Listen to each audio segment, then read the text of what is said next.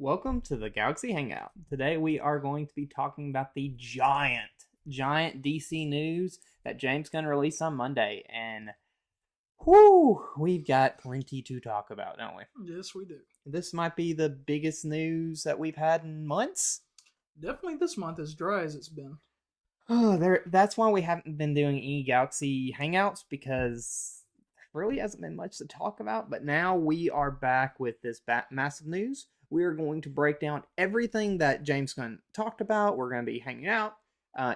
If you are hanging out in the live chat, please talk amongst yourselves. We're going to go through the comments at the end of the show.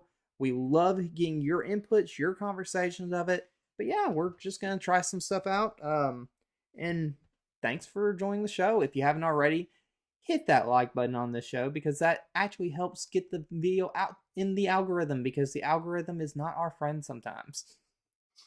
And hit the subscribe if you're not subscribed. But if you are, thanks for coming around. You are the best. So, in saying that, how are you doing, buddy? I am excited. I'm excited for the good things. I do have a couple criticisms, but we'll get to those. I've been waiting for this all month, as I know you have too. Well, I mean, one thing too is I named this episode, "Are you excited or are you confused?"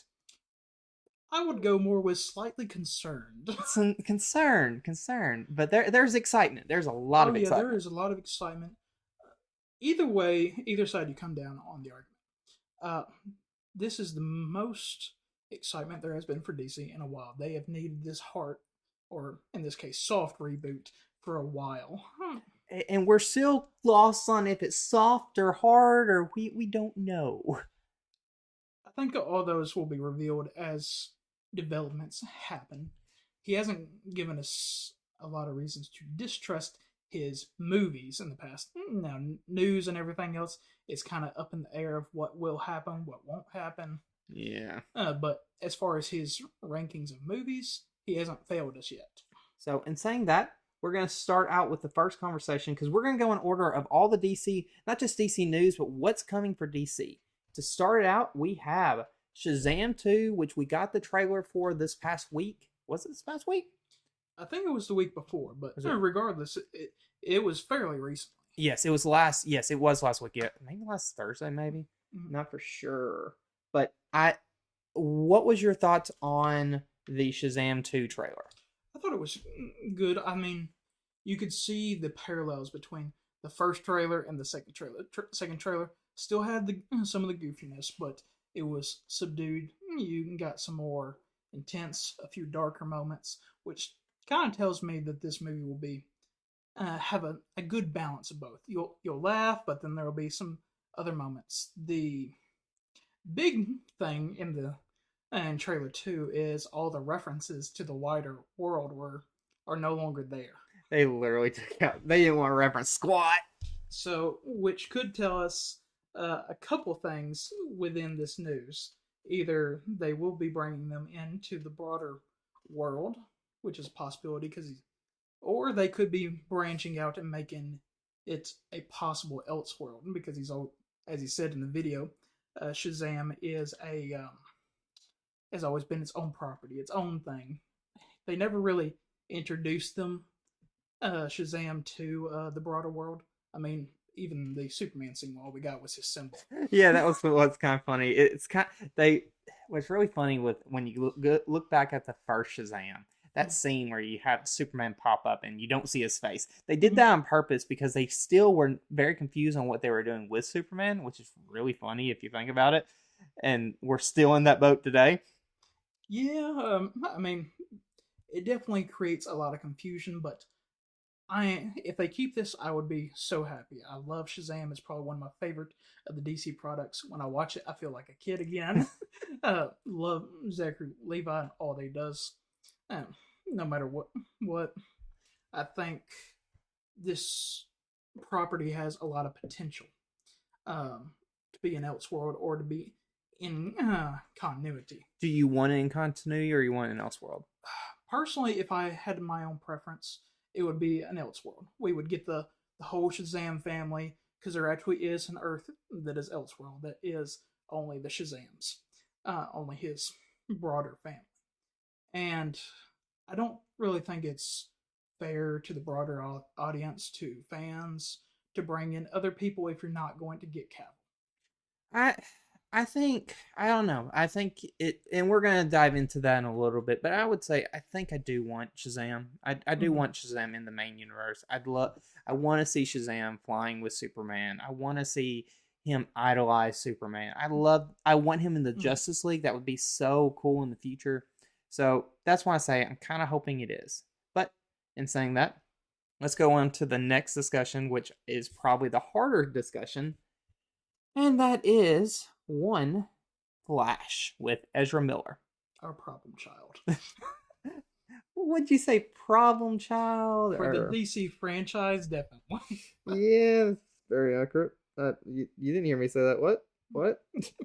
But no, honestly, how it sounds with the Flash movie, it sounds like we are going to be getting our reset through the Flash, which is brilliant. They should. That was our hope from the beginning, is that this would have a reboot of the universe, possibly introducing us to another Flash or all these other characters from the new world for the hard reboot. And from everything that I've heard, that this movie is supposed to be genius. It's supposed to be great.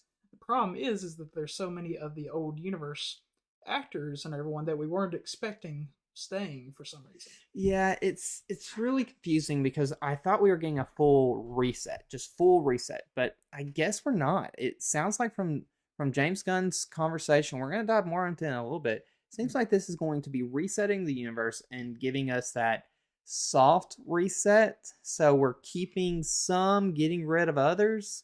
Yeah, we'll have some familiar faces. Who knows? Maybe some of the other actors will be in other roles going forward. I'm not sure what that would look like. If that would just add more to the confusion, because as a comic audience, we're used to Elseworlds. We're used to faces being rearranged and rebooted all the time. If I bring someone who's never seen this stuff and just with me to a movie, they are going to be very confused. Oh yeah, my dad's gonna be so lost. I look at movies through the lens of my dad. I just do. That's how I watch movies.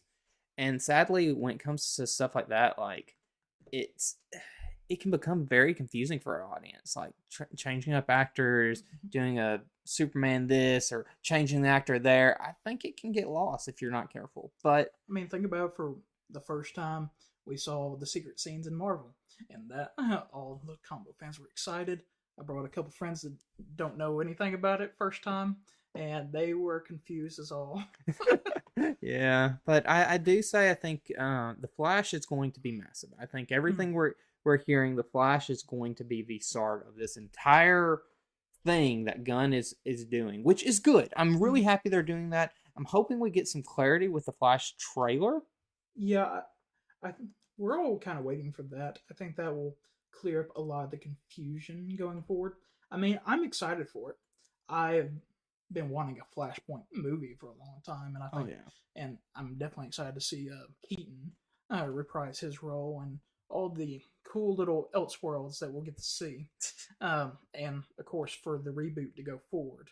But even with the announcement, there's still just a lot of confusion. Yeah. It's like, don't get me wrong, I'm excited. I'm a DC fanboy more so than a Marvel fanboy.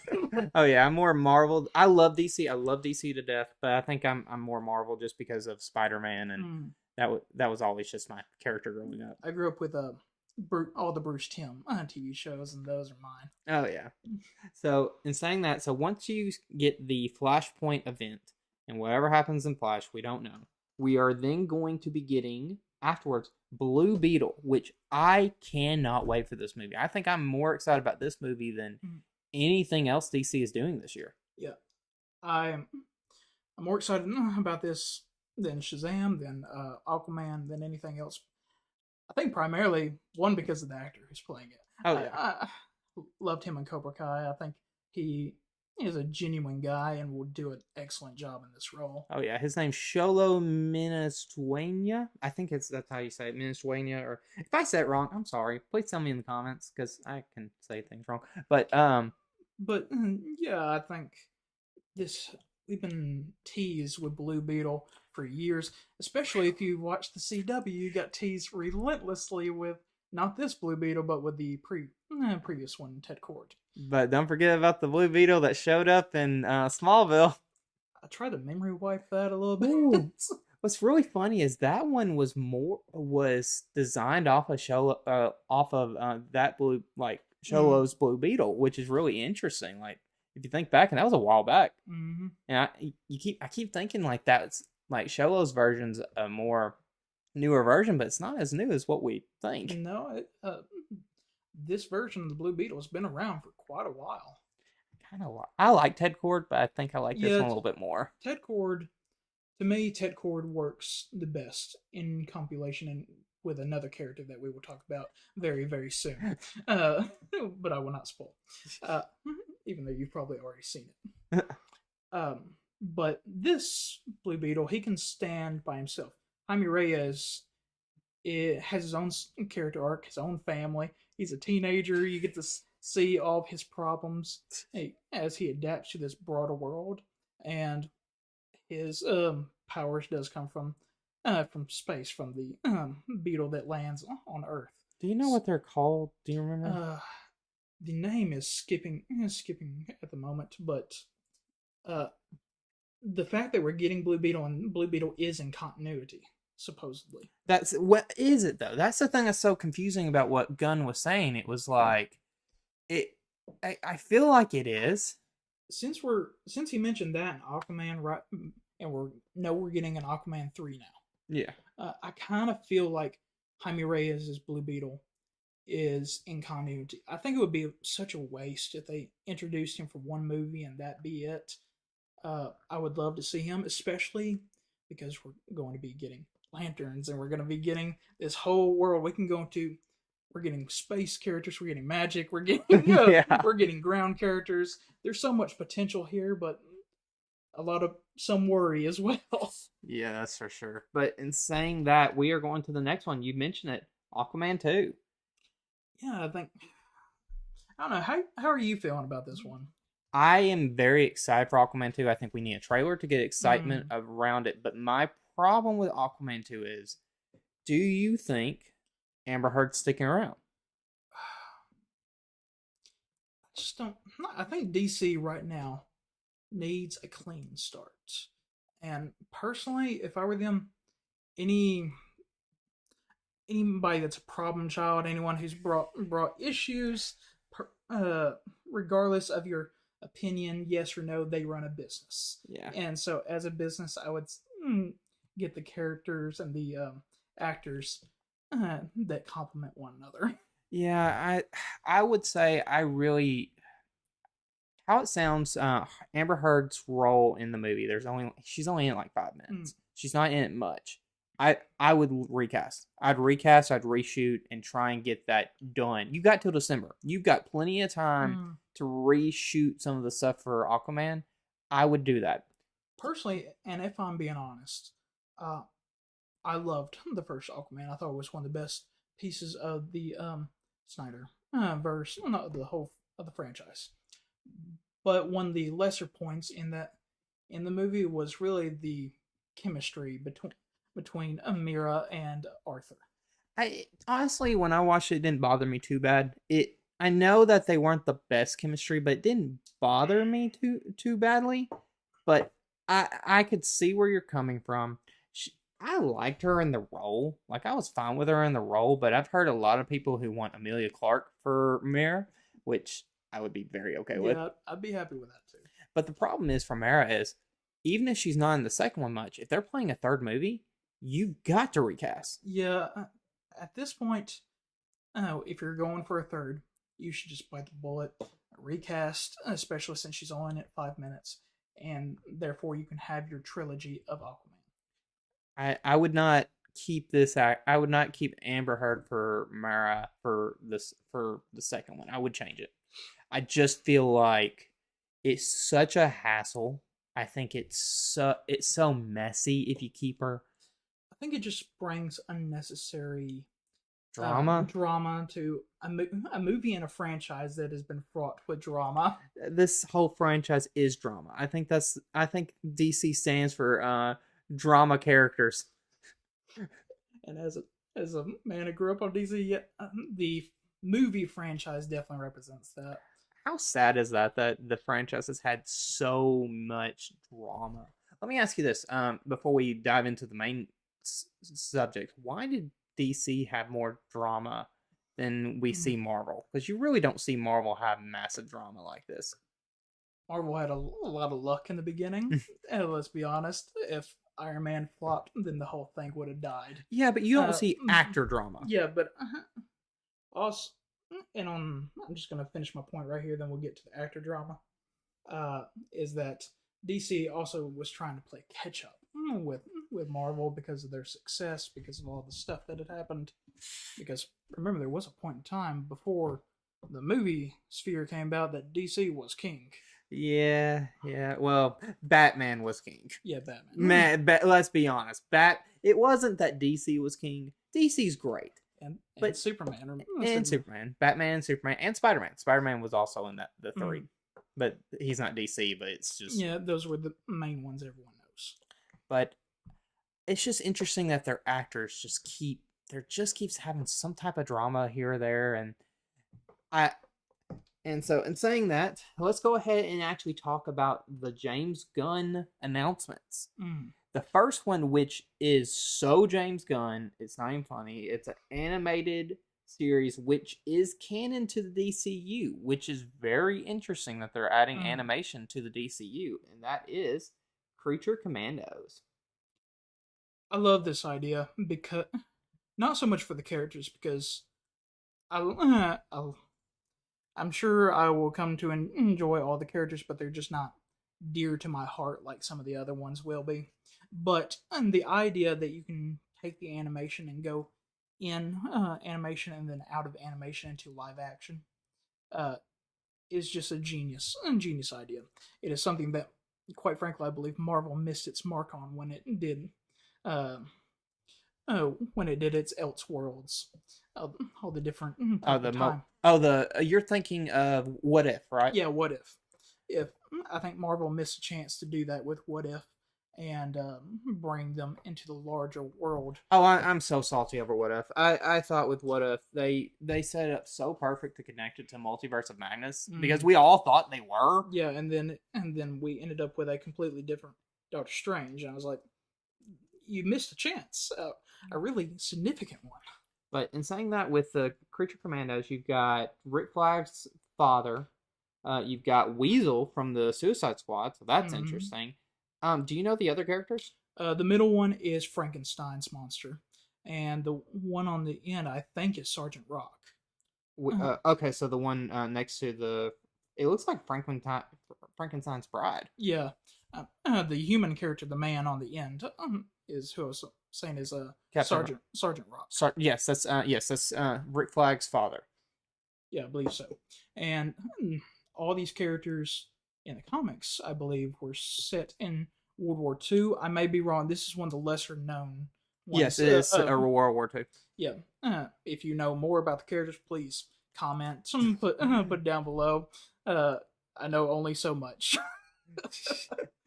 But I will say, I'm very interested. Let me ask, what rating do you think this will be?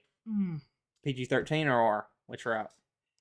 Thing is, with animated, especially with so much adult animation now, you can get away with a lot more. You think they'll go adult? Because it seems that way. It just seems with all the other ones that he's putting in his lineup that he's gearing it more towards an adult audience. I mean, is that a good thing or a bad thing for DC though? We kind of seen that with DC in the past, but when you go an adult audience, you're kind of isolating a lot of your younger audience, like especially like Superman fans and Batman fans. And yeah, I think what he is doing is there will be certain ones where it is definitely PG-13 style, or right on the cusp of R, which James Gunn loves to do.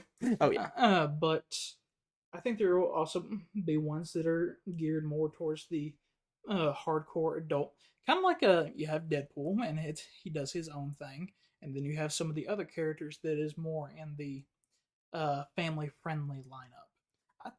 I I think what James Gunn is trying to do is he's trying to make his world broad enough that he can include everybody of multiple different tastes. But I will say though, of the projects that they announced, I would say that most are adult oriented. I mean, you could probably not say that fully with like Superman and Batman, but um, but that's also in a way kind of unavoidable. It just depends on how far they're willing to go and how they come about it. Because the Suicide Squad, it was dark. It was geared towards. But it did lose money. Uh, Or it didn't make a lot of. But there's other issues with that too. Yeah, but it also created the spinoff of Peacemaker, which garnered a massive audience. Oh yeah, Peacemaker did incredible. So I just think that his type of style will get a wider audience, especially because one of the shows he mentioned kind of having a Westeros type of vibe to it. But in saying that, let's go into the next one, and that is, which is kind of connected to this, and that's Waller, which will be played by Viola Davis. Yeah, this one kind of confused me a little bit. This one of my critiques. It's like I love her in the role. She is a magnificent Waller. She's great. She's the best one I've seen on TV shows, movies. And we've seen lots of Wallers. Yeah, lots of Wallers, lots of different types from animation. They had that weird one that looked nothing like her for a brief period in the animated universe. Oh yeah. But again, it does come back to the problem. It's like, how many of the characters from the previous universe are you carrying over, and is that technically fair to the fans? That's the thing that's very interesting, is the fact that this is a definitive. I think this is definitively in the DCU, and it's going to be the set between Peacemaker season 1 and season 2. Oh, I just realized something. At the end of Peacemaker, you have the scene where Flash and Aquaman show up. What if they didn't show like who Superman was, didn't show anyone else? What if that was kind of a weird way of them saying, here's our people that will be in the DCU, and the other ones we still haven't cast yet? Yeah, I mean, I wouldn't put it past them. I mean, it makes sense. I mean, since it was Aquaman and Flash that showed up. But let me ask you this. Is there any chance that they keep Ezra Miller as Flash? I just don't see the positive side of doing so. It just would not be a good business move. Likewise, without the drama. Even without the drama. Like, he's a decent Flash, what we have seen of him. But to me, he's always come off as Wally, not really Barry. Yes.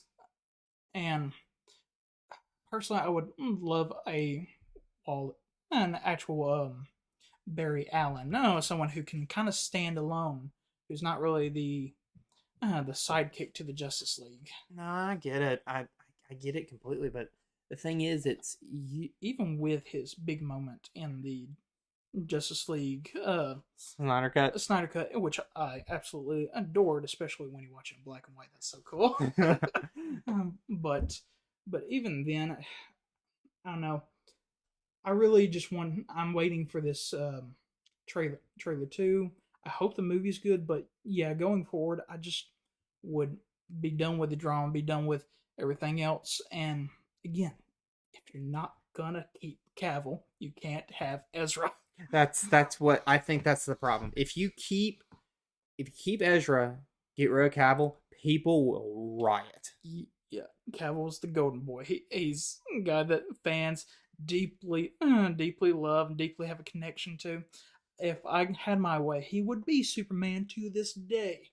But I know that the world needs to be redone. Yeah, that's the sad part. It's like, I would love to, if I had my fan casting, he would be Superman. Then I'd get the actor from Smallville to play Lex again. That'd be so good. But I think it's the fact that they're bringing Waller, the fact that they are basically this is the sign that this is a soft reset. This is not a hard reset, which is making things a lot more confusing. I think that's where the confusions are coming for fans, is you're not making a hard reset. And I think you need it. I think you need to do hard. I really think the soft was actually a bad idea.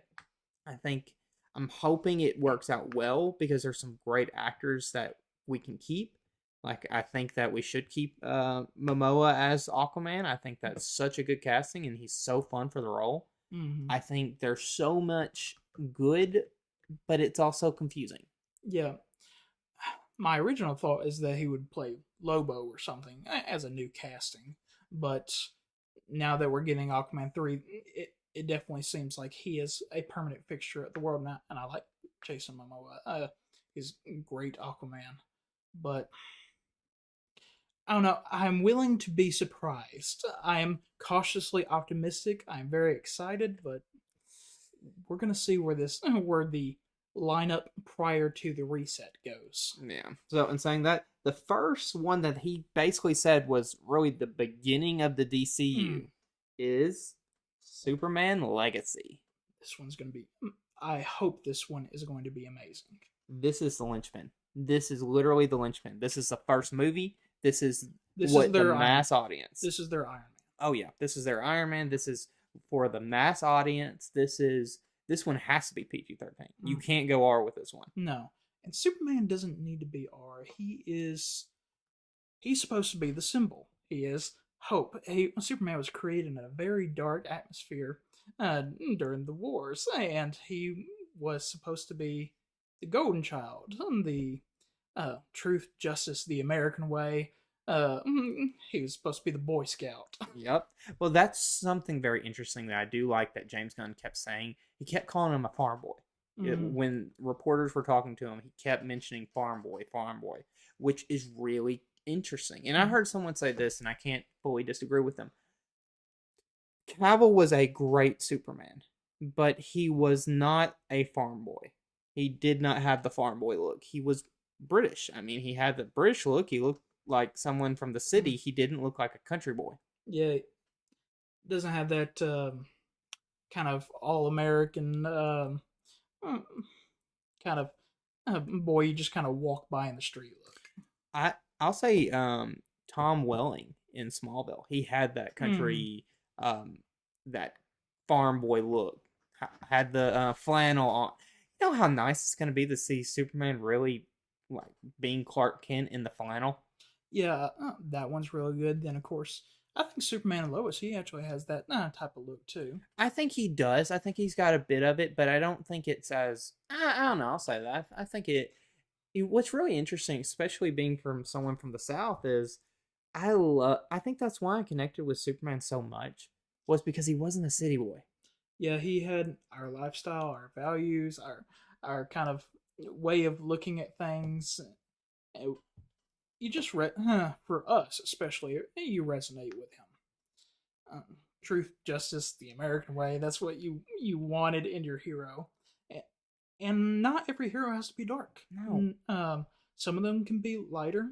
Oh, and I like to see that kind of dichotomy between the two. And I think that was always my issues when it came to Man of Steel. I liked Man of Steel a lot. I liked the movie, but my problems was that that leaned towards dark. There were points in it, like my least favorite scene in that movie is when his dad is literally holding his hand to keep him from saving him from a tornado after he saved the dog. And I'm like, it bothered me because I'm like, he could have done something in the comics and in shows. When you do see Paul Kent die, it's always because of either like a heart attack or something that it was a lesson for Clark Kent to realize he cannot save everyone. Yeah, it was something beyond his control. It's saying to Clark Kent, "You are not a god. You are still a man." I think it's interesting if Paul Kent died from cancer in the next one, because that would be a way of showing he can't do anything. He has to literally sit on his hands and watch his father die. Who do you want as the villain? For this one, since we're going younger, I think you gotta go Lex. I think you gotta bring in Lex. Do you bring in Brainiac, or do you wait and make that a Justice League villain? Personally, I would wait. I think by going with Lex Luthor 1, it's been a long time since we've had an actual film where it's Superman versus Lex Luthor in an actually intentional capacity. Yeah. 2, you can make this an intelligent film where Superman, he can't just solve it by brute strength. He has to be better, think more, think ahead. He has to actually fight the smartest man on the planet. And I'd be okay with that. That's kind of what I want. You have that film versus if you brought in Brainiac too early, you risk the cause of just making it a worldwide disaster and Superman coming in to save the day, which is all good. It's fine. I love that stuff, but it's not the type of character building that you're wanting for your first film into this world. I do think, though, you should, and we'll talk about this maybe later, I do think we hint at Brainiac in the Supergirl show movie. I do think we need to bring in Brainiac. Brainiac is a massive villain. Yeah, I think Brainiac would actually fit better in the Supergirl storyline. I think he'd fit, but also I think you need to bring him in as a Justice League villain. I really think that he's a Justice League level threat. Well, we'll talk about that when it happens. I don't want to get ahead of the lineup. Yeah, but I will say I'm hoping with Superman it's a lot more the lightheartedness, the good man, the good leader, the good American boy, and yeah, kind of what we saw in Superman and Lois.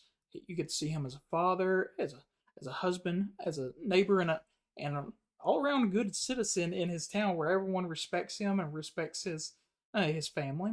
But also in the beginning of season 2, you get to see him kind of go up against the government a little bit, and they want him not to do something. It's like, I can't just stand by. I really like that dichotomy, that thoughtfulness, and that's why I really like Superman and Lois. If you've not checked out Superman and Lois, go check out Superman and Lois. Also, I love the fact in Superman and Lois we're getting 1 to 2 more seasons. They've already James Gunn mentioned that, which makes me so happy. I'm like, yes. Yeah, he's my favorite on-screen Superman as far as TV shows go since Tom Welling. Oh yeah, Tom Welling was just so good. But in saying that, the next one on the list, so the next one on the list, which I actually think might come out next year, I think it's going to come out before Superman, and that is the Lanterns. This one is going to be so good. Did you hear the key phrase that he said when he was introducing this? Was it True Blood? True Detective. True Detective, yes. Which is everyone says it is the best season of TV ever. It is really an adult detective show. You're trying to figure everything out. It brings so much emotion, and I've heard quite a few say this, that they want that type of dichotomy, that detective story, because that's supposed to lead into the larger world of DC. So I heard one specifically where they said maybe they'll bring in the dark side or some other type of elements. The what is not? I'm thinking of the dark side is Apocalypse. No, I'll think of it later. But anyway, you can get these real world threats into the broader narrative. I just know I cannot wait for Green Lantern. Honestly, I think Green Lantern for DC is probably one of my favorite storylines, and it's because of the Jeff John run. Yeah, Jeff John. The picture that they used in that, though, was Earth 1. Was that Earth 1? I'm sorry. Okay. Yeah, that is Earth 1. Okay, that makes sense. Especially the Hal Jordan picture. That is right off the Earth 1 cover. Ooh. So that would be very interesting. I've wanted to see a live action John since Bruce Timm. I'm so happy they're doing Hal and John. I think that works better. Yeah, because you get to have this type of beat cop feel to it. The older guy training up, and that also means that we get to have maybe a little bit of an older Hal Jordan. I would say I want to see Hal focused in the Green Lantern stories, but I want John in the Justice League. Yeah, I think that would be good, but we've also had multiple Green Lanterns on Justice League. that could happen, but I would definitely be up for John being in the Justice League. I would also like to bring in Jessica Cruz. Yeah, Jessica Cruz is another great Lantern. I kind of want to see Kyle Rayner just for the heck of it. I love Kyle Rayner. Who's your favorite Lantern? If I had personally, I grew up with John Stewart. So John is, plus I have a lot of military family members, and I just resonate with him being a Marine. And You know, I really enjoyed John Stewart. I grew up with the Green Lantern or the Justice League show. I love John Stewart, but I fell in love with Kyle Rayner because he's a artist, and his like the stuff that he would make was just cool. Like he'd like bring out like a robot. He was wild. I loved all the stuff that he was able to do with those. Come on, I thought your favorite Green Lantern was going to be Guy Gardner.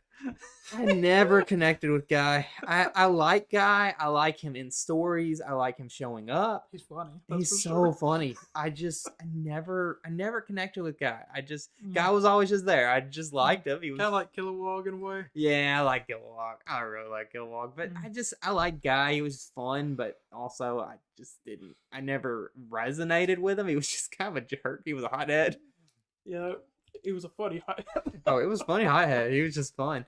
What's really fun is whenever he went to the Red Lantern Corps. Yeah, that is probably one of my favorite lines with Guy Gardner is when he unleashes his rage. Let me ask you this. Do you think with the Lantern show, do you think we are diving into the Lantern lore, or are we just dealing with whatever they're setting up for the universe? Because it seemed like he was talking about this was a detective story that was leading to what the final plan is, but I also still want stories within the Lantern universe. I think we can get both. Do you remember the animated movie years ago, Green Lantern First Light? Yes. In that we had the space wars, we had the lore of the Green Lantern, but we also had Sinestro training up Hal Jordan to be a cop, basically, and you even had Sinestro go to some of his sources trying to get information. Is Sinestro good or bad by this point, do you think? If Hal Jordan is already training John Stewart, I'm going to say bad. I think you got to. I think you have to go ahead and just make him bad. Plus, then we get a lot more lore as far as the Sinestro Corps. We get some other things that we can get thrown in. Maybe even some hints at Parallax. Ooh. So let me ask you this. When do you think this comes out? Do you think it comes out next year? Do you think it comes out after Superman? When do you think this show's coming? I think it would make sense. You have to, as far as the movies go, you have to start with Superman. It just is a non-starter.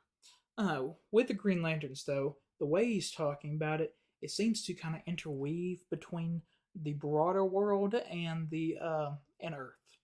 So it could come out prior, but personally, I'd kind of want to see Superman and them meet up a little bit later. So maybe after Superman. Maybe. Because by then, you would also have the Authority, which is a whole nother thing. That's our next topic. I'm kind of thinking, because it's a show, you can get out a show quicker. I think you bring it out next year because you don't have anything next year. Yeah. I mean, there's nothing.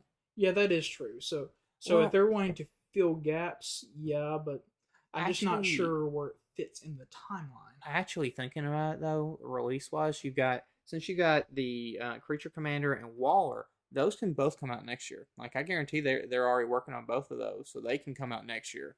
I think Waller was already planned way in advance. Because I think that was planned. I had heard rumors about a Waller show way before this was announced. That's why I say I think a lot of people want a Peacemaker season 2. Yes, and I think you will get that, but that was just not announced. But it's going to happen. I think it's already announced that they're doing it, but I think it's going to be. And you also, I'm excited for that. I'm personally, even though it's still confusing whether it's connected, not connected. I am excited for Waller. I mean, her backstory is very interesting. I don't disagree with that. But in saying that, for interesting characters that, might be a very controversial in a way, is the Authority. Yeah, they are not actually pure DC characters. They were bought by DC and folded it into it from a previous company. Was it? I think it was. I think the company's name was Wildstorm. Yes, it was Wildstorm Comics. Um, yeah, I was thinking Wildstorm or Dark Horse, but I'm pretty sure it was Wildstorm. Yeah, because the Earth that they come from is like. Is this almost the DC version of the Eternals? Almost. No. What they are actually meant to be is a commentary or a parody of the Justice League, which is admittedly I thought the Authority would have been an Elseworld type thing because it's very strange to have them interact with the Justice League. There is a comic book called Superman and the Authority, but that consists with an older Superman, and you had not the characters they were shown. You had characters like Manchester Black in there. I just thought of something. What if this is basically their way of doing the story of when they brought in the Earth 3 Justice League? Remember, there was an Earth 3 Justice League that was evil versions of them. Oh, so you're talking about the Syndicate? Yeah, the Syndicate. Yeah. What if this is their way of making the Syndicate in a more easier way, instead of like bringing in trying to explain Earth 3 so early and all the different Earths of the multiverse? What if you make it where this is basically the Dark Justice League? Mm-hmm. They're already established, and then you're trying to establish. It's still weird that you're already bringing these characters in before the Justice League. Technically, they could be the villains being set up within Superman Legacy. You could lead into that with kind of jumping off the idea you just had with Superman versus the Elite. Yeah. Kind of like that storyline, because Superman and the Authority are two different very entities. The Authority is more the boys. They're very much hardcore. Who now? Hardcore. More hardcore. Yeah, hardcore. They are the types that screw the law, screw this. I'm doing this my way. Yeah. The ends justifying the means. You need me on that wall. Or total Punisher types. Yeah, because I know there's one character that is basically the Punisher. Kind of a half and half between a Batman character and a Punisher type character. Let me ask you this, and this is going to, if they are planning for a future to use the Authority a lot, like as the future villains, would you be upset if the actor who's playing the Elite is Henry Cavill and the Batman character is Ben Affleck? I mean, yeah, I just don't want that. I mean, I just don't see it. I don't see it for Henry Cavill. That's just not his type of style of character. But as well, the fans have been pushing so hard for him to be Superman, and for him to be a knockoff version of it, while you have this other guy playing Superman. Personally, I see it more as a slap than a praise. It would be interesting. What would it bother you if? I mean, this is a little off topic a bit. Would you be upset if Cavill was Sentry for Marvel? For Marvel, I think that works. With DC, since he has too much history with it, it complicates matters. Okay. I mean, I'm not going to disagree. I will say the Authority is a very interesting team to go about. Yeah, and I kind of hope that he does face off against them, because therefore you have these two different ideologies. You have Superman, the all-American boy, versus these other ones, where Superman works tandem with authorities, with all these things. He tries to be the best representation. He works within the law, whereas the other ones kill basically whoever needs to be killed. Yeah. What rating do you give that movie? R. That's gonna have to be R if you're going with the Authority. I mean, there's gonna be blood. That's interesting that you have a movie franchise that you're gonna have R, but also PG-13 throughout. I mean, that's. But the problem with an R Authority is, the Authority is a weird movie. It's a weird characters, and you have nothing to establish it for the audience. Like, that's why I say I wish I'm shocked that they didn't go HBO Max show for the Authority over a movie. Yeah, I probably would have wanted it to be more of an HBO Max show. Technically, I would have liked Wildcats, but I understand why they chose the Authority because it creates so many interesting conflicts. Yes, it's just very weird that it.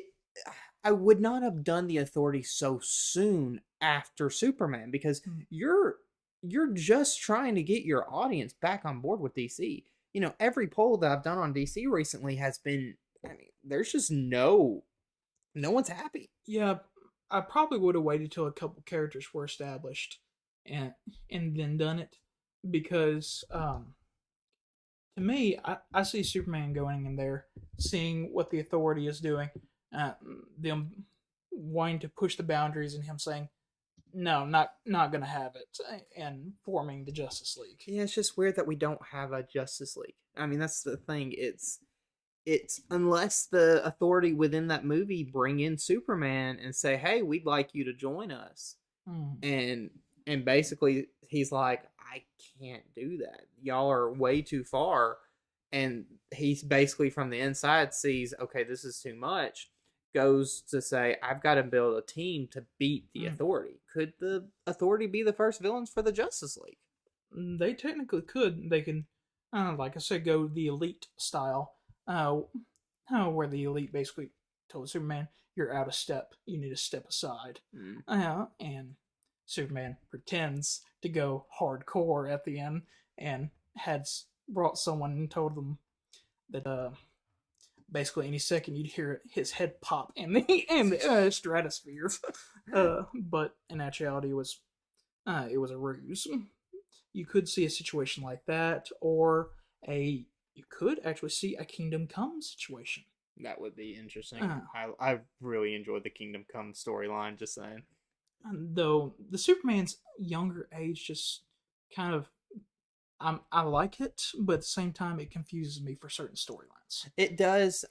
So speaking of certain storylines that I'm a little lost on why we're going age is Batman the Brave and the Bold, which first off, love the name, love the fact that they're going with the Brave and the Bold because that was such a good name comics wise. There was a show called The Brave and the Bold. I mean, I love it. I love the name. I love the name of Batman the Brave and the Bold. And I'm not actually mad that they're bringing in Damian as opposed to Dick or anyone else. He's my favorite. Sweet but lethal brat. He gonna kill everybody. He kill everybody, and he don't care. So for those who do not know, Damian Wayne is the actual son of Bruce Wayne.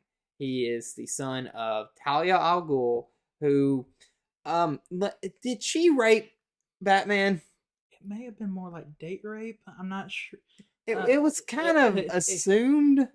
Go look for the audience. Go look up how Amazons reproduce, and it's similar to that. Because I feel like that she set him up to basically get pregnant. I mean, that was kind of the. And then it's kind of creepy how she calls him lover afterwards. Yeah. That was a fun. Yeah, but regardless, regardless, that is the product of their compilation. Yes, their love making. Sure. But like, all right, so Damian shows up, has been trained as an assassin, left on Bruce Wayne's doorstep, and basically Talia says, "You take care of him. He's your kid," and it was fun. Do you start with him already having Damian, or Damian showing up on his doorstep? I just kind of really want to see the Batman's face with the whole "here's your kid" type. Also, Damian just coming up to him and says, "So, can I drive?" Or Damian showing up with a sword to his throat. Yeah. Either one of those. What age do you go, Damian? What age? What age? I'd probably stick to around the 12 to 13. I've heard some who'd say even 16. 16 would be, I mean, I wouldn't be mad at 16, but my preference is for around the 12, 13 age. Well, remember this too. We don't have a Superboy to be Damian's friend, which is kind of weird. Mm-hmm. Yeah, that's not established yet, but we could have many of the brotherly moments between him and Nightwing. I would love for them to bring in Dick Grayson that way. Mm. I think it's very smart. This is something the fans have been wanting for years at this point. They've been wanting the Bat family to just be pre-established. We have seen way too many crime alley scenes. Yeah, yeah. I like the idea we're going a bit older. It's just my only problem is the connection between him and Superman, because Superman they're saying is going to be 25, and there's no way this Batman's going to be 25. Yeah, I mean, you could age him down a little bit, make him maybe early 30s. Maybe I think you go early 30s to say, or mid 30s to say maybe that Talia and Bruce got together maybe when he was like really young, like 16. I mean, or even 20, or even if you did 16, maybe at 20 when Batman first started. So maybe first started or was doing his training. Yeah. But still, that kind of cuts into the lore, and that's not exactly a fan favorite. Yeah, but I think you're kind of gonna have to go against the lore in general because of the age. Because you've got Superman being 25. I mean, that's the thing that's really weird. You're going a young Superman, but an established Batman. So that's what's really weird. And then we're going to be getting Supergirl later as well. Which was honestly, if you think about it, that was the same problem that you had with Affleck and Man of Steel with Henry Cavill. Because that you had an older Batman and a younger Superman. And that kind of messed some things up there too. Yeah, but that to me that still was more personality than anything else. Like BVS, I like the Ultimate Edition. Yeah. But again, some of the more glaring problems were that both of the characters were too dark. Yeah, that's accurate to say the least. But I will. All right, so here's one thing, and we can bring up the Elseworlds part. Basically, the Batman, Robert Pattinson, is going to be in the Batman Part 2, and Joker 2, Dos Feliz or something. Or they're having the same actor from the cutscene in the Batman play the Joker, right? Yeah, in the Batman, yes. Yes, but Joker 2 is that's going to be Phillips. Joaquin Phoenix. It's not Phillips. Joaquin Phoenix. Phillips. I don't know. We've been doing this for a bit. This is a long episode. Yeah, but which Joker 2 is still set to be a musical? It's musical. It's Elseworlds, which is fine. But the problem is you've got a lot of Batman stuff. Like they're playing a Penguin series. They're still playing the Penguin series. Yeah. You've got the Batman, which should be coming out probably in 2025, 2026. But then you've got this movie, which should come out in at least 2027. And so it gets very confusing, very muddled very quickly. While since the deleted scene happened, I've been wanting him to play the Joker. But at the same time, with a modern audience, they're not used to all the back and forth, even though it does create an interesting dichotomy. You have one Batman that's brutal in one world, then you have another Batman that's having to raise a Damian and kind of be a little bit softer.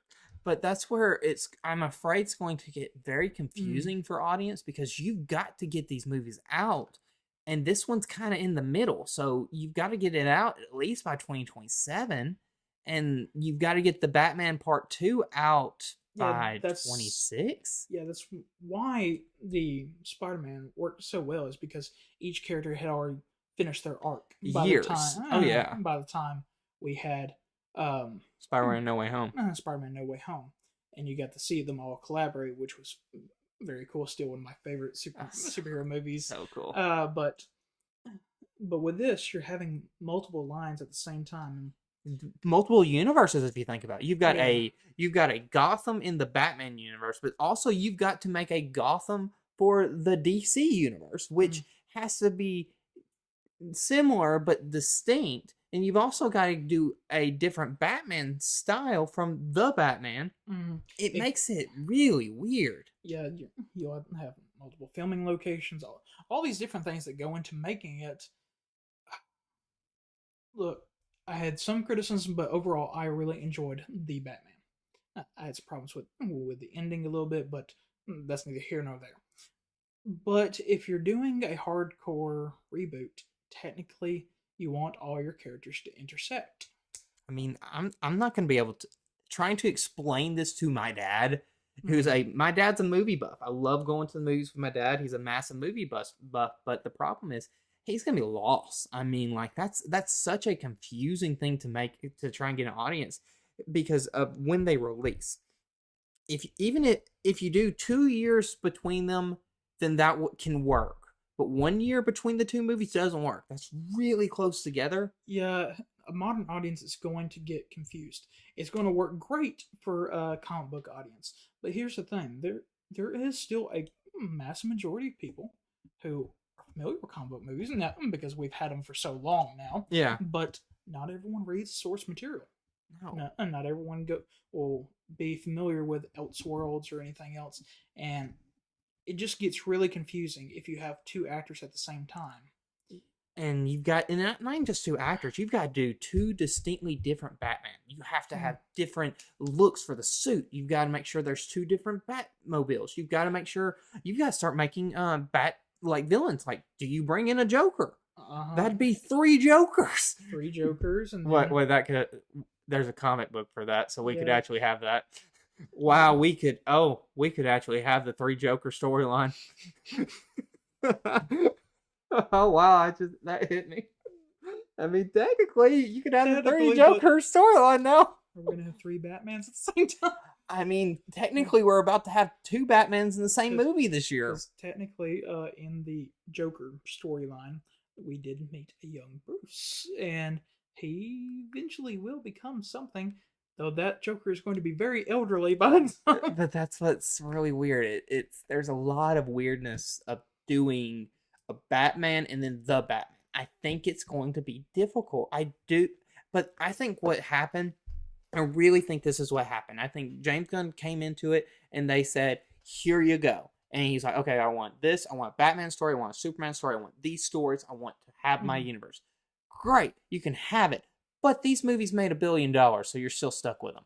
Yeah, to me, because of how Gunn tells stories and everything, I don't think all of this is his mess. No. Just because he's much better than to have all these different intersecting parts. I think there's a lot of contractual stuff that were already set up. Contracts, and it is a business. I mean, the one that makes the most money, technically, no matter what you want for the universe, is technically going to continue. And you've got to keep. I mean, that's why I say you're not going. Which is why you're having a Waller, because Peacemaker was insanely popular. And that's why you're getting Aquaman still. Aquaman made $1 billion. I mean, you've got a $1 billion franchise. You can't get rid of it. I mean, that's. And they've already invested way too much money in Flash to do anything about it. But plus, it's going to be the jumping point. Yeah, Flash is fine. Flash is just gonna finish it up, or like change everything. But Aquaman's gonna be in the DC universe, so because it made $1 billion, you can't get rid of $1 billion franchise. You can get rid of, because here's the thing: even though I loved Henry Cavill, his movies didn't make that much money. Yeah, agreed. I mean, a part of this is about business perspective. I'm curious of how they're gonna do it, how they're gonna balance it, make these Elseworlds. I'm very excited for the Batman Brave and the Bold. That's one of my top 3 for DC picks.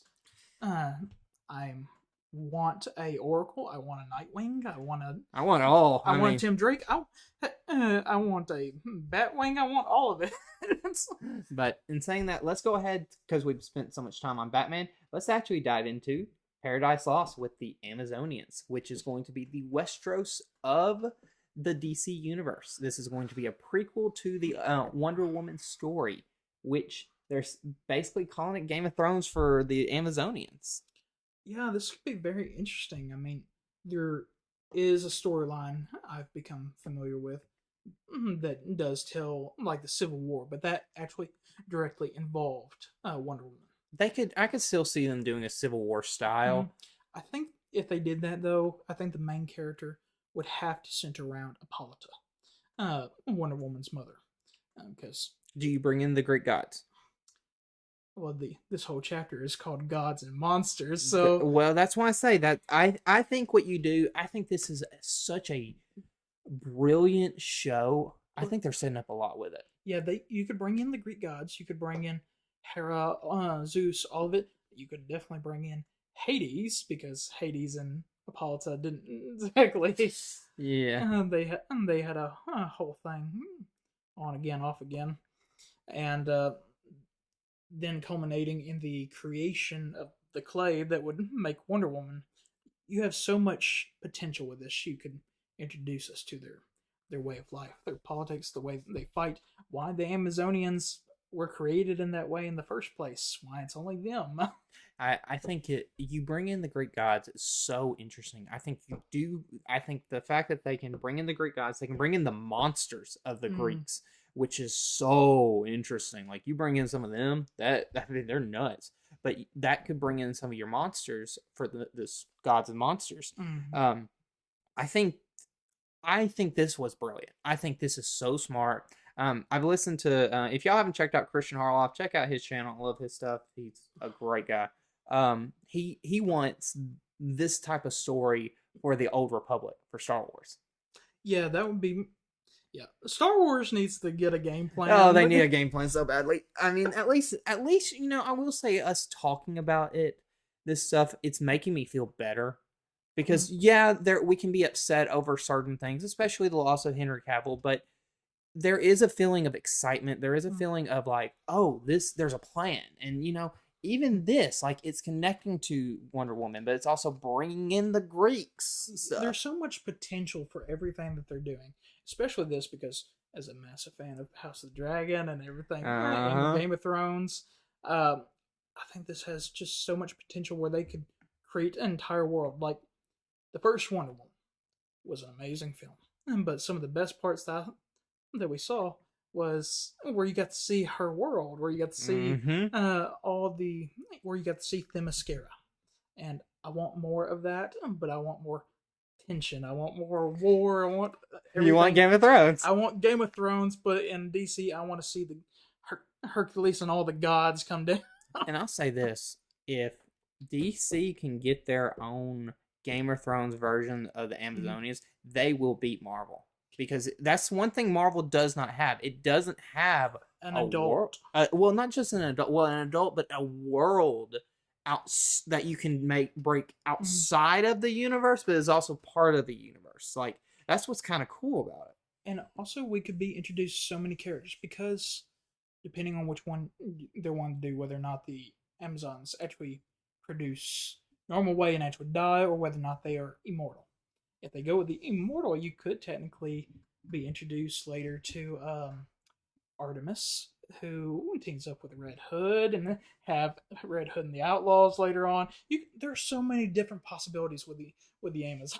Well, I think you go immortal because what you can do with the immortal idea is you can actually set it like House of the Dragon, which is set years and years, and you can almost set it like you can just be setting up different years, and like this war or whatever's going on can take years and years. I love that idea.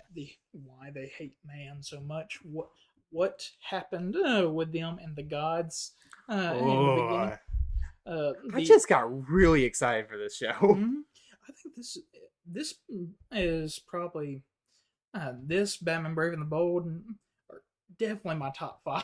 Oh yeah. So in saying that, the next one is Booster Gold. This is going to be great. This, especially if Blue Beetle is complete canon. Oh, Booster Gold is going to be so much fun. It's just going to be a fun show. I cannot wait for Booster Gold. You get imposter syndrome. You get him just coming back from the past. It's like, yeah, I'm a superhero. yeah, he's great. He's such a good person. He's such a good person, right? Yeah. He doesn't do it for the clicks at all. No, never. Which is very relevant in today's age, now especially. I can't wait for Booster Gold. There's not too much I can say. It's just, that's a show, right? Yeah, I believe it's a show. I believe it's a show and not a movie. I will say, I think you need, with a Booster Gold, you do need a secondary hero to ground him, basically to call him on his crap. I think you do need someone to call him on his crap. Here's the question: is Booster Gold going to be pre-established, or are we going into an origin? I think it's origin, but he's basically coming back from the future You don't really have to do much of an origin. You can just say he's coming back from the future because he wanted the clicks. He wanted to be the most popular. Honestly, you could really dive into the idea of social media. Yeah, it could be a commentary, but also a comedy commentary. Yeah. I mean, it's gonna be great. BoosterGold is a trip. That's a word for it. But also, I'm curious of whether or not he'll have met Ted Kord's Blue Beetle yet, because they were friends. I would kind of like to see this BoosterGold attempting his best to be the mentor to Jaime Reyes. I think I would be okay if maybe we don't bring in Ted Kord, and I'd be sad if you don't, but I think I'm fine if you have Jaime Reyes. But I actually heard rumors that Ted Kord might be in Blue Beetle. Yeah, that's what I'm saying. I'm saying more of not so much and bring him in like in a permanent role, but mention him. Yeah, like flashbacks, just mentioning that he was in the past, because him and BoosterGold are together. They were best friends. Do you go older or you go younger? For Booster? Yeah. Because I've heard rumors. Some people want like a Chris Pratt. Some people want a Nathan Fillion. I'd go. I like Nathan Fillion, but I would go just a bit younger than Nathan. Personally, I would love Chris Pratt. Chris Pratt has proven himself in comedy, and he's proven himself in action movies, so this will be right up his alley. I don't disagree. So, all right, the next one is, which I'm actually really excited for this one, and that's Supergirl, Woman of Tomorrow. This one is. I've heard the actual creator of this will be involved. I think it's going to be. I've heard it's going to be much darker than Superman. It's basically she basically lived on a kryptonite island basically after the plant blew up. Her life is hard. She is basically having a road trip around the universe. Yeah, she's having to survive in this very sci-fi world. I heard one person say that it was basically Star Wars and Supergirl being brought together. Yeah, and I think that's a great way to kind of broaden your universe. You can kind of connect her to so much. They're really. Let me ask you this: are they broadening out the DC universe too much? Like, is it almost becoming too big for an average audience to understand? I don't know. I mean, people do the same thing with Star Wars and everything else. Well, but with Star Wars, you can kind of, but you don't see them going. You got them going to like specific planets. They like something that they can ground it to. The problem is when you make it so big. Like, you didn't see Marvel go too big. Marvel grounded it first, and then they grew it out. If you start it big, is it almost too big for an audience to kind of get? I understand it, but at the same time, I find Marvel sometimes repetitive a little bit for my taste. Yeah. Like, I like that they're doing something different. You're having a space world magic. You're getting all these different things for every type of different taste. You're creating such a world where multiple people can engage with you. And so they're actually trying things that are different. We talk sometimes about whether superhero fatigue real or not real, whether or not this is a phase, kind of like action movies were, same thing as Western films and other things. But to change it up, to kind of create this very broad space, is a way to keep superhero films fresh. It's a way to revamp your audience and say, hey, this is something I have never seen before. Wow. And saying that, the final one on the list, and that is a horror version of Swamp Thing. This is so interesting, especially that they're making it a film. Like, there's been past attempts that were TV show. Well, there was a TV series that was actually good. They didn't. They actually. I never got to watch it, but basically, I think it's on HBO Max. It was a good series. Like, people really enjoyed it. Yeah, that was when they were still doing the DC Universe thing. Yeah, that fun project lasted for 2 seconds. that fun project. I mean, half of those things turned up on HBO Max, but. Yeah. Or when you had a subscription to that. I'm hoping that got canceled. I tried to cancel. I think I got charged one year, and I'm like, no, what are you doing? I was done. I canceled. Y'all stop making content on there. I'm done. But I think I got charged for a year once. So mad. But yeah, going back to it, Swamp Thing is just so interesting because he is a potential game changer. Oh yeah. Not only horror, because it would be so good to actually see a good horror instead of Morbius type style. We don't talk about Morbius. Morbius dancing scene was funny, but yeah, that's about the only thing that was good about that movie. What? but I didn't say that. What? but it has potential to change everything. You introduce magic. You introduce all these different characters. You could have John Constantine. You could have you can bring in Justice League Dark. You could bring in Justice League Dark. Plus, Swamp Thing is just a very interesting character. And if it's done right with the improper instruction, it could be a potentially great film. Also, the fact is, we saw in Marvel's world where they did that the black and white. What was it called? Werewolf by Night. Yeah, where they kind of brought in a classic horror version of Man Thing. Thank you. He knows more Marvel than I do. So you could kind of have their take on that, but I definitely wouldn't want this horror movie to be modern, to be very very dark. I want to be creeped out when I watch this thing. I do love that they're doing it. It does bring in it brings in the magical side. That's what's really interesting that we can say about what DC is planning. They're going to bring in the Earth side, like with Superman and like just the normal heroes. Then you're bringing in the darker side with the Authority. Then you're bringing in the magic side with Swamp Thing. Then you're going to bring in the space side with Lantern and Supergirl. You're literally you got Batman bringing the Bat universe, so that's going to be your grounded part. You're bringing Amazonia, so you're going to bring in the Great Gods. They're really establishing more of a fantasy type base system because they want to compare it to Westeros. Exactly. So you're giving a very fleshed out world with this universe. I mean, it's going to be very fleshed out. And we're not even done. This ain't even the top tier of the full 8-year plan. He said there's much more to come. I think of all the announcements, I think the one that's confusing to me is the Authority. I think that's the only one of everything else. I think everything else actually works because they're trying to fill out the universe, fill out every single bit of it. But the Authority is the weird one. I think that's the only one that confuses me on why you're bringing in the Authority before you bring in the Justice League. That's the thing I'm confused about. The only thing I see there is maybe just a confrontation between them and Superman. I think that would be interesting.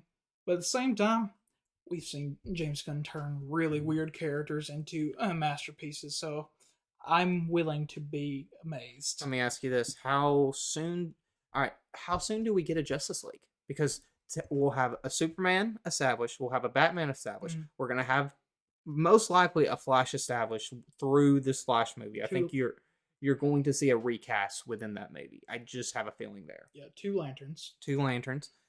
Most likely just one of them. You're going to bring in Wonder Woman. How it sounds, I think we're keeping Gal. I think we might keep Gal for Wonder Woman. I thought she was out. No. The movie Wonder Woman 3's out, but the director for Wonder Woman 3, she's done. She's walking away from the project because she just couldn't. The new plan she just couldn't work with. Gal's still there. So okay, so we have a possibility of introducing a redone version of Wonder Woman through the Paradise Lost. Yes. So you're gonna see a new, basically Wonder Woman, but you can still bring in Gal. You can still do it. I mean, it's kind of weird, still, having all these people when Cavill. I know it's weird to be keeping like. It's such a weird not doing a hard reset. I think that's the problem. I think there would be a lot more excitement around it if it was a hard reset. I mean, I'm still plenty excited. I think this has so much potential to go different directions, and Gunn has not done a bad one yet, so I'm willing to trust him to a certain point. Yeah. Let's wait for the first couple projects to come out, and then we'll kind of reassess. Yeah, let's wait till we can reassess. It's like I'm not gonna be one of those that's like come right out of the gate. It's like, this is gonna be The best thing ever. the best thing ever, or the opposite. This is gonna be total trash. I will say, after us talking about it and us discussing each project, I do feel better about it. I feel a lot more confident in what we're going to be seeing. I think it's a lot more planned out than what I think a lot of people were feeling. I think you're going to see a Justice League come out. Is it weird to say of any of them that I do think you need to recast Wonder Woman. I do, because she is part of the Trinity. Yeah, the Trinity, if you're going to kick out the others, I like Gal Gadot, but I love Henry Cavill. So, Yeah. So as far as the Trinity goes, I think the Trinity needs to start over. Here's the thing. I honestly think you should redo all of them. I mean, I feel... Oh, yeah. I believe anyone... Shazam makes sense because he was never actually introduced. Yeah. Anyone who actually had contact, even Waller. Waller had talked to Ben Affleck's Bruce Wayne. And Superman. She sent Superman to Black Adam. Yeah, they're in that scene too. So she has connection. Oh, and of course, her involvement in Peacemaker. So Aquaman and the rest. She's involved. So, but with the reset of the universe with Flash, you can kind of do that. It kind of gives you the leverage to kind of pick and choose what you want, because that's kind of what Flashpoint was. It is. It just makes it a lot more confusing to a modern audience to have familiar faces in an unfamiliar world. Well, when you start out, you don't have to have them all connected. Mm-hmm. They're part of the same universe, but they're not going to be connected movies. They can kind of be separate, but together, basically. They're separate stories. Keep them separate, and then they can bring them together for a Justice League or whatever they're planning. But, I mean, we're going to see a Justice League, but we're not seeing a Justice League till 2030. And I think that's a good idea. I mean, Marvel started out slow with slowly assembling their team. I kind of like that this world is a bit more expansive than Marvel was in the beginning stages. But you almost have to, because of the characters. Like, Superman's a space character. Green Lantern's our space character. You kind of have to be broad. The thing with Marvel's characters focus so broadly on the actual individual and what they're doing in their storyline. They don't have to always go beyond. DC, they're established. They have these characters that just are so broad-reaching. You kind of have to do broad strokes. Well, I mean, when you look at characters, like just the characters in general, something I'd say a little... I mean, Marvel's not fully like this. I mean, because characters are connected to other characters. A lot of the heroes bring their own universes. Like, Batman brings the Bat universe, basically, the Bat family. You got Superman, who brings the Superman family. You have Green Lanterns that bring an entire corps. Yeah, I mean, the Wonder Woman with the Amazonians. I mean, there's... Even Flash has his own family. Yeah, like, each one kind of brings their own, like just universe. This is me and these are my people. Deal with it. Yeah, like Marvel doesn't fully have that. Most characters are kind of on their own. Sometimes they're connected. Like, you got like Iron Man and War Machine, but they don't bring families, like a full family of heroes. Yeah, you don't have families. You don't have like direct sidekicks. Even with Bucky, he was only there for like a little bit, and then he became Winter Soldier. Well, and you do have sidekicks, like but then you have characters like Spider-Man, who is just on his own, and there's a lot of on their own. But the DC universe brings like sidekicks, like 7 or 8 sidekicks per character. Yeah, it's like when you sign me, you're signing all my people as well. So you get the whole Bat family. You get everybody.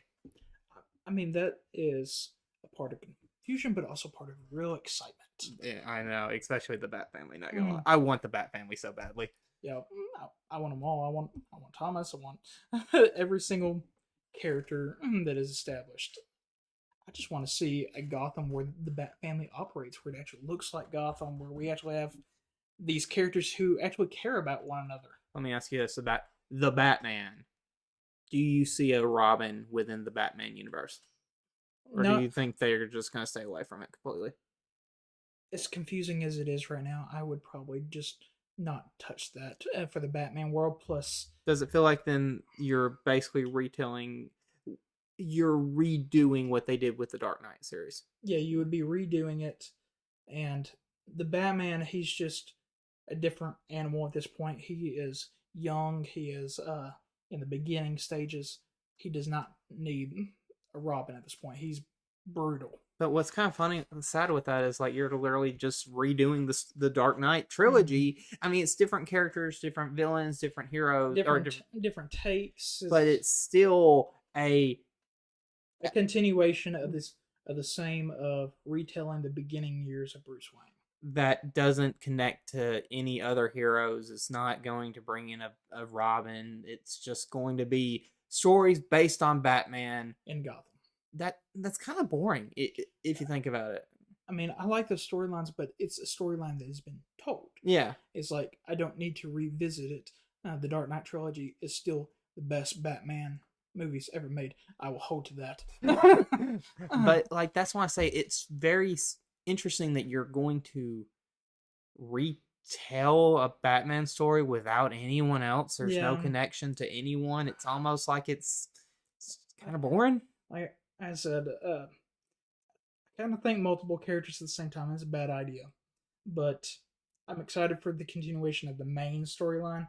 How they'll develop the Elseworlds and make it less confusing, I have no idea. I personally, I think and don't get me wrong, I want to see the Reeves Batman universe continue. I do. I think it was very interesting, but I kind of wish they had just connected it to the main franchise. Yeah, I honestly wish they'd just done that route. Yeah, it'd been weird to bring in Robin and everything at that point, but it would have definitely been made everything less confusing. And Robert Pattinson is young enough to interact with a Superman. Yeah. Look, the Bat family is still the selling point for this for me, as that's my guy. That's my hero. Yeah, Batman's Batman. I mean, it's Batman. Yeah, that's my guy. But it still creates some confusion. I'm curious where they're going to go with it. I will definitely be watching. Oh yeah. But in saying that, everyone, thank you for watching this episode with us. We're gonna go ahead and hit that like button. Comment your thoughts of all the stuff that we just got talked about. Like, let us know your thoughts on the DC universe. We could ramble for a while. We're going to go through the comments. So if you did not leave a comment, go ahead and leave one. We're going to go through what we have. There's one person who's really been talking. Also, Wild Jacoby, I just wanted to say hi because you've been showing up a lot in our chats and like comments. And honestly, I just want to say thank you for commenting. Also, Tony and Antonius also has been commenting a lot, so thank you. I really appreciate it. But we're gonna go through this chat real quick, and then we're gonna end the episode. So Tony, I'm excited. I hope that since the Bat family will be in James Gunn DCU, I hope that Kate Kane will be among them and be played by Mackenzie Davis or Wallace Day. James Gunn can do all of the Batman partners justice together rather than just any more Batman partners going solo in a standalone adaptation without Batman himself. Absolutely agree. Yes. Hardcore agree. I'm still hurt from what CW did to Kate Kane, but James Gunn can help me by giving us a better adaptation of Kate Kane, and that can me and other DC and Bat fans bury CW's Batwoman in the past forever. Yeah, I definitely want to see a better Kate Kane. I definitely want to see, heck, I would love to have Cassandra show up eventually. Oh yeah. And then so the DCEU's Flash movie coming up can be like Flashpoint when that story changed to the old DC into the new 52. Oh yeah. I suggest the Our Man Jr. actor from the Stargirl show for the casting of Superman in James Gunn's DCU, since he may want Superman to be in his 20s. I don't see it. I don't. Not him. Which one? Our Man from Stargirl. Oh, the young Our Man. Yeah. He doesn't have the. He's a little bit too brutish. He's a bit too city boy. Yeah, too brutish city boy. The long hair and everything. He just doesn't have that charm to him. Maybe the guy who played the son of Jonathan in the Superman and Lois, the first one. Oh, maybe. I don't know. He's too young too. Yeah, even he's too. He's got too much of that young. He's city boy. I mean, we still need that. It's gonna be a while before we figure that out. I mean, you're gonna need someone. You're gonna see casting for Superman at Comic-Con. I can promise you. I guarantee that's when we'll see it. So then, Would you guys agree that James Gunn's Brave and the Bold can be dedicated to the late Kevin Conroy? That would be very sweet. Yeah, that would be appropriate. I love him. I would love to see that show which he had made for me as a child be dedicated to him. Oh yeah, and then so the Wild Jacoby High, and then Tony James Gunn is way more reliable than Greg Berlanti and Caroline Dries. I mean, let's be honest. But in saying that, everyone, thank you for watching this giant episode of Galaxy Hangout. Comment, like, literally just comment. Just talk to us about DC. We love talking about DC, and we want to know your thoughts. Like, do you like what James is doing? Do you not like it? You know, I'm a lot more excited now after talking about it and really digesting everything. I'm really more excited now. I'm excited for a lot of the future projects. Gunn hasn't disappointed yet, so I will allow him to surprise me. But in saying that, everyone, thank you for watching and hit the subscribe. We'll see you later.